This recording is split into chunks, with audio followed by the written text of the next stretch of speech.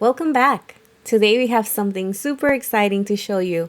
We'll be taking a look at not only one, but two laser engravers from Monport. Monport offers a wide range of CO2 and fiber laser engravers for both hobbyists and industrial users.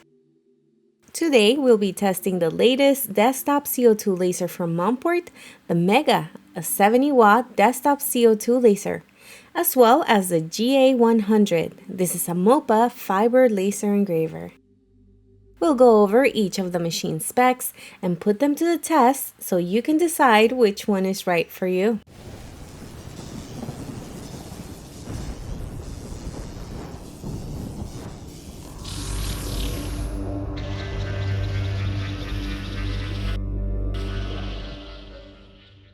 Welcome back to Space Age Tech, where we look at the tech that pushes the limits. Let's start with the Mega. We were super excited to receive this laser. This is the largest and most powerful desktop CO2 machine we've reviewed so far. The machine itself came in its own wooden cargo crate, which added to our excitement and anticipation. The setup was minimal. After unpacking, we removed the protective foam from the laser tube, filled the antifreeze tank, and connected the power and exhaust systems. This laser features a minimalistic design with a laser-safe lid, an important feature for eye protection in both small business and workshop settings. We also have an option of adding a conveyor, allowing us to expand the work area. We won't be seeing this feature today, but it's an important feature to help you scale your production. In the front, we have our LED smart touchscreen. Once opened, you'll notice the clean and minimalistic design extends to the inside of the machine as well. The Mega features enclosed guide rails. This helps keep dust and debris from affecting the performance of the machine. We have a large work area of 27.56 inches by 13.78 inches. The Mega is equipped with an 8-megapixel panoramic camera, which allows for highly accurate vision precision of 0.3 millimeters. It has an internal LED lamp which helps the camera and also keeps our jobs visible through the covered lid. And speaking of accuracy, the autofocus feature uses built-in sensors to measure material thickness and adjust the laser head to the optimal height, ensuring precise focus for consistent results.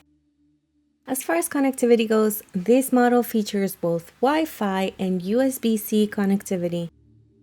Depending on your setup, you'll find one more convenient or reliable than the other. In our case, we chose to connect it through the USB-C cable.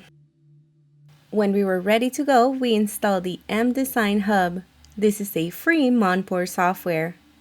The M-Design Hub helps unlock the Mega's full potential with live camera preview, autofocus, one-click material parameters, batch engraving and intelligent filling, amongst other features. Light burn is supported as well. We'll start with probably the hardest test a CO2 machine can face: metal. This is because the laser wavelength from the CO2 is not absorbed efficiently by metal. These are 1-inch pure metal cubes, starting with aluminum, then iron, zinc, titanium, and copper.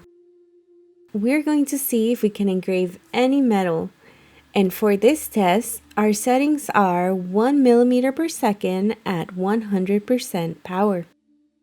There are other ways to engrave metal with a CO2 laser, like using a coating spray, but that comes at an additional cost, time, and planning.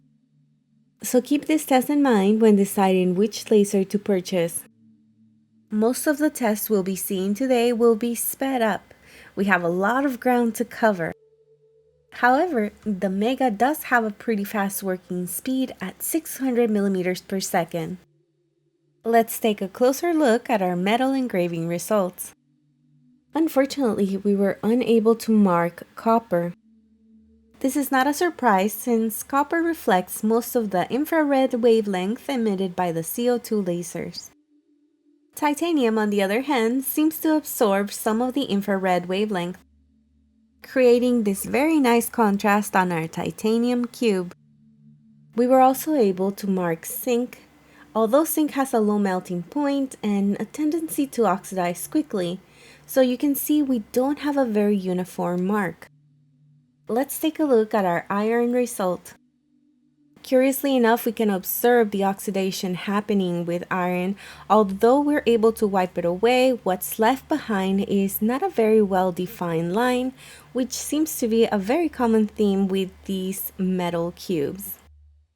We have one last cube in aluminum, and unfortunately, we were not able to mark this material. I guess you can't win them all, but we had 3 successful tests with iron, titanium, and zinc, and 2 very unsuccessful tests with copper and aluminum. Now let's see if we can mark brass and stainless steel. We'll run a material test on both of these tags and choose a setting we like to engrave. That is, if we can even mark it. We ran a material test to figure out which settings would be the best for these 2 materials. We then used the settings we like the most to do an engraving test. It's very interesting to see the brass tag warp as heat is applied by the laser engraver. To prevent this from happening, most likely a lower power setting is needed. Let's see our results with this stainless steel tag. As you can see, we tried a few times to get the right settings for this engraving. Brass was a very interesting test. We saw some melting, scorching, and some warping of the material. Usually the bending happens when there's an excess heat buildup, so perhaps more testing is necessary on this material. Let's try some organic materials. Here we have wood. This is a 1-inch cube, and we'll test if we can cut through it completely. This was a fast test, only a couple of passes were needed. We were easily able to cut all the way through this material. The power, however, was kind of high, so you can see some scorching on the sides. We've yet to find the perfect settings, but this is a good start. Now let's take a look at tooling leather and silicone rubber. On the left we have our leather, and on the right we have our silicone rubber. For this material, we ran an engraving test. We figured out which settings we liked the most and then went ahead and engraved our design. Engraving on leather is always stinky business, so we were glad the Mega has a powerful air duct system that exhausts smoke, ensuring a clean environment and powerful ventilation. We had excellent results with rubber. The line was nice and clean, and the engraving was sharp. If we take a closer look, we can observe that the cutout was very clean, and our engraving was not far behind. We don't see any scorching or melting, which is always a great sign. With our leather, we also had some pretty good results. The engraving was super crisp, and the cuts were pretty good. A few hairs to burn off, but otherwise good. Now let's take a look at some clear acrylic. This is a 1-inch thick cast acrylic, and we'll see if we can cut through this material. The maximum cutting thickness of the Mega is 25 millimeters or 1 inch, which just happens to be the thickness of this acrylic block. With each pass, we can cut a little deeper into the acrylic. Single pass cutting is generally preferred for better results. With multiple passes, you can leave visible burn marks and a less polished edge compared to a single efficient pass. Cutting and engraving clear acrylic is definitely one of the selling points of CO2 lasers. Acrylic efficiently absorbs the wavelength of CO2 lasers, allowing for clean and precise cuts. For different acrylic thicknesses and colors, you will have to find the best settings. In our case, we had to try this a couple of times. For our first try, we were able to cut all the way through. However, it was a little bit difficult to push the cutout, so we decided to try a couple more times. In this first try, you can see that the edges were not as clean as we would like them to be. We tried a couple more settings trying to get a clean cutout. With each try, we got a little bit closer to a cleaner outcome. So as you can see, testing your material can be very beneficial in the long run as it will help you to reduce waste. Next, we're trying mirrored acrylic. This is a 3mm thick acrylic and we're going to do a cutout test. The Mega is easily able to cut through this material without scorching or burning. Here's our result with our mirrored 3mm acrylic. At first glance, it appears we were not able to cut through the material on the design part. But with the help of some handy tweezers, we were able to pop out the cutouts. As you can see, we had a pretty good result. All the cutouts were beautifully executed. Let's continue with wood engraving. This is a 1-inch thick block. It has a 15-inch diameter, meaning it's a little bit bigger than our work area. But that's not a problem because our bed size is actually larger than our working space. As you can see, we've already done some material tests. And because this round is composed of different pieces of woods, we might see some variation on the depth and color of our engraving. Although we marked the middle of our board to aid in centering, it was not necessary. With the smart camera, you're able to visually position your design right in the middle, saving you a lot of time in centering your objects. We noticed some scorching towards the rim of our design, and this is due to the settings being a little bit different than the rest of the engraving.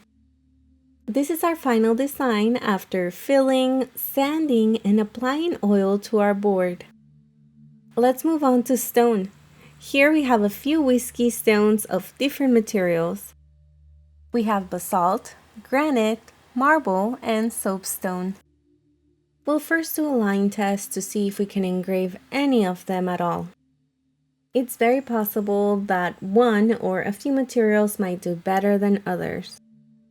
Before we take a look at the results, place your bets.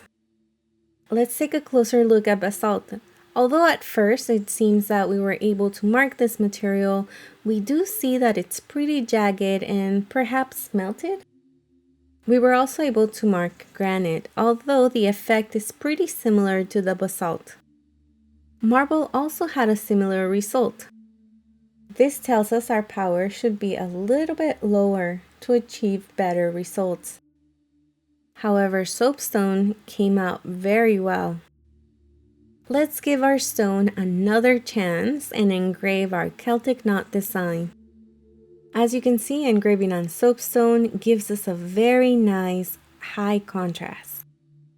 Unfortunately, marble did not have the same fate. We can barely see our design. Basalt was very nice. You can definitely see our design, although the contrast is not quite there. And granite is actually about the same. Therefore, our winner for this round will be soapstone. Let's do one last test on stainless steel. This again is a whiskey stone, but it's made of stainless steel. Because we have a high accuracy motor moving system, we can engrave small items like this. The accuracy in this machine is of 0.01 millimeters. Now let's take a look at our results. It actually did pretty well. We were able to engrave our design. However, if you zoom in, you can see that the lines are not as sharp as we would like them to be. Let's take a closer look at our results from the Mega. Keep these results in mind as we move on to our GA100. The Mega was super easy to set up and very fun to test. As you can see, this is a very versatile machine. You can cut and engrave on acrylics, wood, rubber, leather, stone, and even mark some metals. The large engraving area is an absolute plus, and its fully enclosed design makes it super home shop or beginner friendly. Let us know your thoughts in the comments. Now that we've seen the Mega, let's switch the spotlight to the GA100. The GA100 is a powerful 100-watt mobile fiber laser engraver. As you can see, this is a very compact unit that specializes in engraving metals and most plastics. With a powerful 100 watts of output power at 1064 nanometer wavelength, is not only able to mark metals in color, but also deep engrave and even 3D engrave. It was super easy to get started with the GA100. The hardest part is really just taking it out of the crate. The assembly consists of just securing the support column, but in about 10 minutes, you should be ready to get started. Right out of the box, we notice that this is a very well-built unit in an all-metal casing. Aside from the laser itself, in the box we have a few things. We have our trusty manual, our very important safety glasses, a USB with very important drivers, our power cables as well as USB cables. We should note here that this machine is not Wi-Fi enabled, so we'll need to connect it directly to our computer. They are very nice to include some material samples and a USB to USB-C adapter. Finally, we have our Allen wrench kit for adjustments, our measuring tape, and some tools to hold down our materials.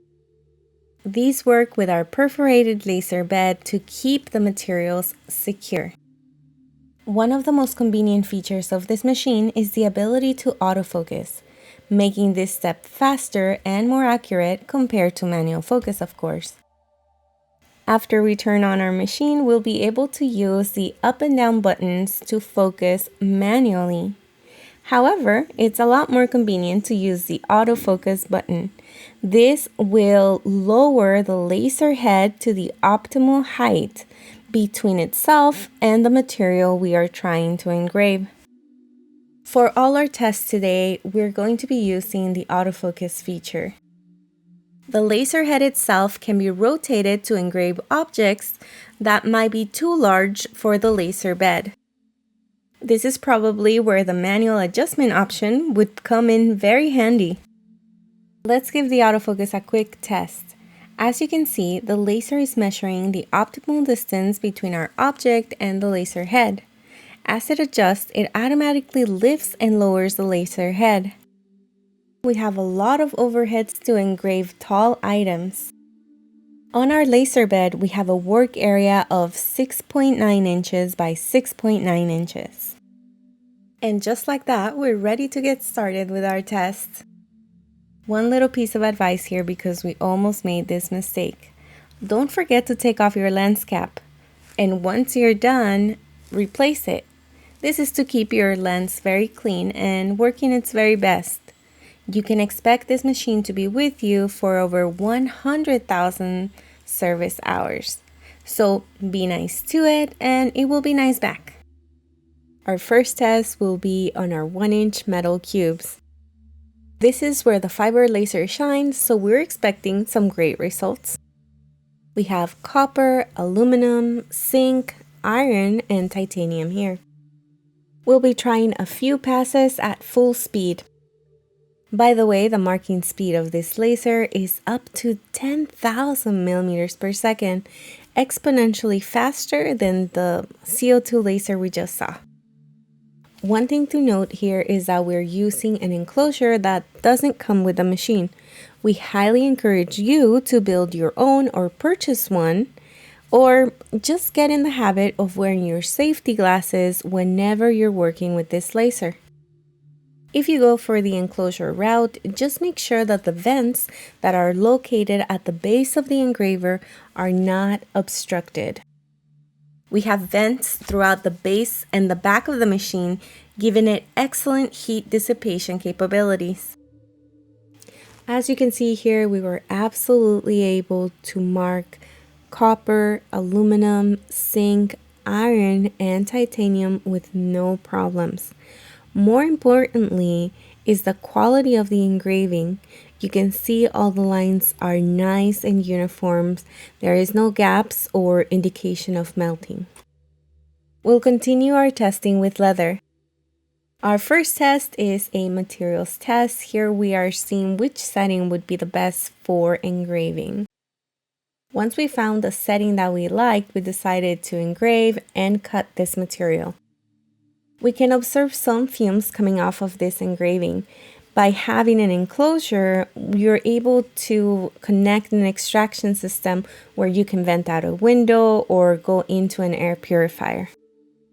Let's take a close look at our results. As you can see, we were able to engrave this with no problems. The only thing we would change or improve would be to have a higher contrast. Next, we tried rubber. Again, we were able to engrave this material very nicely. We found a setting we liked and we engraved the same design as the leather. And here are our results. We were blown away at how fast it was engraved. The accuracy and precision of the design was excellent. By now, we know that we can engrave pure copper, but we're going to attempt to cut it with the GA100. Since we're removing material from this copper sheet, we will have copper particles in the air, which is another reason why it's a good idea to have an enclosure. And we don't sell enclosures. We're not recommending a specific enclosure, but as we go through this test, it just makes more and more sense. After many passes, we were able to cut through this material as well as engrave. As you can see, we had an excellent result. There is a finishing step where we can smooth out the edges and wipe down the copper dust, but this gives us a good idea of what we can expect. Now let's take a look at some of the color marking capabilities we were mentioning earlier. We'll try engraving in brass and stainless steel. For this brushed brass plate, we first did a material test to figure out what colors we can engrave, and then we did an engraving. For the materials test, we got a really nice range of colors from gold to white, a little bit of blue, and some dark gray. For our engraving, we chose this nice white color that gives us a lot of contrast against the brass. One thing you'll note here is the sharpness of the engraving. For our next test, we tried stainless steel. We used the same method with stainless steel than brass. First, we did a material test to understand what colors or what range of colors we can get from this material. Then we applied our settings to a design. There's a wide range of colors and shades that we can get from stainless steel. These are just a few of them. We have some very nice gold, blue, brown, and even copper in here. We applied different colors to each element of our design, making for a truly beautiful and unique engraving. Our next material is carbon fiber. This will be interesting to engrave because the material itself already has its distinctive pattern. Again, we did a materials test and then an engraving. We ran the risk of the engraving getting lost on the pattern of the material, but it turned out really well. A fiber laser is a great tool for personalizing stainless steel. In this case, we have an Ulu knife. This is a stainless steel knife, so we have a lot of opportunity to create something in color. In this case, we are going for a very interesting design. Here's our fun pizza slice design. We were able to apply different colors to different elements like the pepperoni versus the crust. Let's try another stainless steel knife. In this case, the blade already has a unique pattern. Let's see if we can get a clear engraving on top of this design. We'll attempt to do this by using a setting that produces a dark engraving, as well as doing multiple passes to get a little bit of depth. Here's our result. As you can see, the pattern is very nice and distinguishable. This can be used to personalize a knife, maybe with a name, a date, or a quote. In our next test, we'll attempt to convert this brass coin into a cutout pendant. We anticipated this taking a lot of passes, but we crossed our fingers that we would have a good result. This would be something great to do for custom jewelry. Our test was a success. We were able to cut all the way through the brass coin. These are some great things that we can expect from the GA100. There's always a little bit of a cleanup and polishing step with this type of job, but overall we were very happy with our result. Another great feature of fiber laser engravers is the ability to deep engrave and even 3D engrave. We'll attempt to do both on this brass coin. We already know that we can cut all the way through this material, but now let's see if we can do a very high quality deep engraving. Let's take a very close look at our results. The GA100 did a fantastic job on this deep engraving. The lines are nice, sharp, clear, and the different depths in the engraving really draw your eye. And on the back, we have our 3D engraving. Most of the detail is concentrated on the wolf itself. You can actually see the fur texture in the chest and in the tail. These two features have a huge potential. You can turn a graphic or a photo into a very unique piece of art. Overall, we were very happy with the GA100. Setup was super easy. We were able to engrave a variety of materials, including aluminum, stainless steel, brass, leather, and rubber. And more importantly, get some pretty awesome results. With this powerful fiber laser engraver at 100 watts, we were able to do 3D engraving, deep engraving, and even cutouts. All of this with metal. So, what did you think of the GA100?